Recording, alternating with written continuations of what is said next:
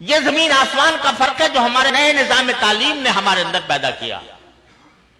آج ہمیں کہا جاتا ہے کہ تم پیچھے رہ گئے، تمہارے یہاں سے کوئی موجد نہیں پیدا ہوتا، تمہارے یہاں سے کوئی ڈاکٹر پیدا نہیں ہوتا۔ ارے خدا کے بندو، جو تمہارے اپنے ادارے ہیں ان سے پوچھو کہ اس میں کتنے ریسرچ والے پیدا ہوئے، کتنے سائنٹسٹ پیدا ہوئے، کتنے لوگوں نے کوئی چیز ایجاد کی۔ انہوں نے تو اسی کام کے لیے ادارے کھولے تھے۔ وہ اس لیے کہ پیسہ مقصود ہے، ملک و ملت کی خدمت مقصود نہیں۔ ہم یہ چاہتے ہیں کہ کسی طرح نظام تعلیم ایسا ہو کہ جس میں ہر پڑھنے والے کا مقصود ملک و ملت کی خدمت ہو، جیسے کہ الحمدللہ ہمارے مدارس کے اندر خدمت ہے۔ مجھ سے ایک عالم کہنے لگے ایک مرتبہ کہ بھئی آپ یہ کہتے تو ہو سب جگہ کہ بھئی ہمارے طلبہ خدمت کے لیے پڑھتے ہیں، لیکن اب وہ بات نہیں رہی۔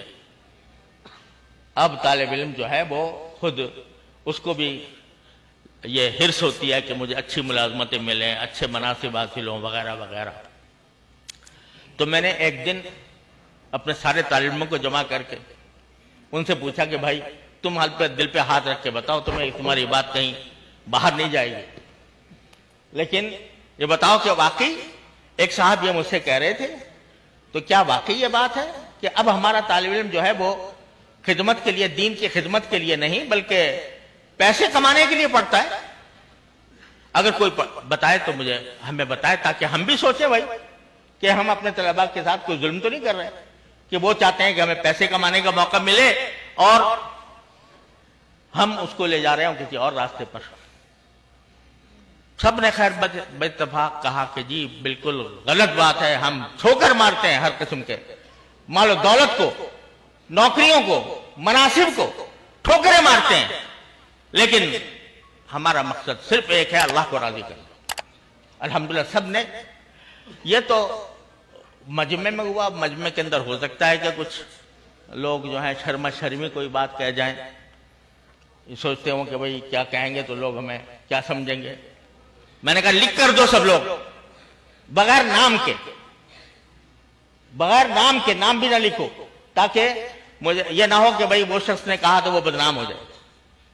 لکھ کر دیا طلبہ نے اور کہا کہ جس شخص نے آپ سے یہ کہا ہے اس نے جھوٹ بولا ہے اور غلط کہا ہے۔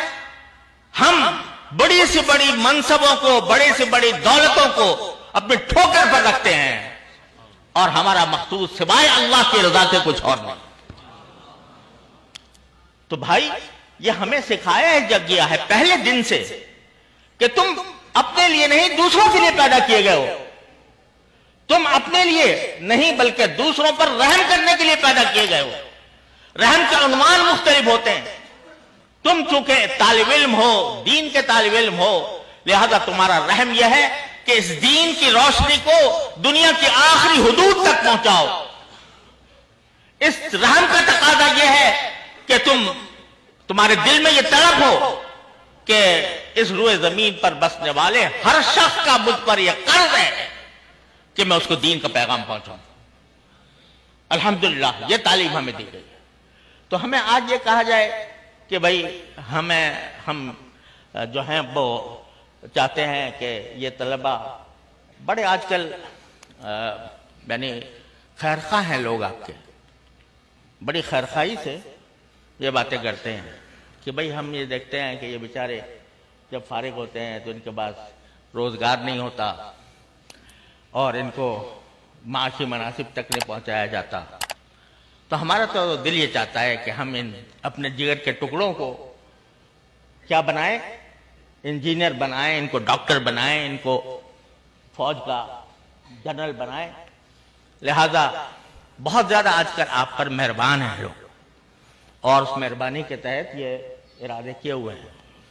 تو خوب اچھی طرح سمجھ لیجئے، ہم نے تو ان سے یہ کہا کہ بھائی آپ یہ منصبوں کی بات کرتے ہیں، ہم تو اپنے طلباء کو گھٹی میں یہ پلاتے ہیں کہ تمہارا معاش بعد میں ہے اور تمہارا مقصد زندگی پہلے ہے۔ وہ مقصد زندگی کیا ہے؟ انسانیت کی خدمت۔ مقصد زندگی کیا ہے؟ انسانیت پر رحمت، اور وہ ہے رحمت للعالمین صلی اللہ علیہ وسلم کا پیغام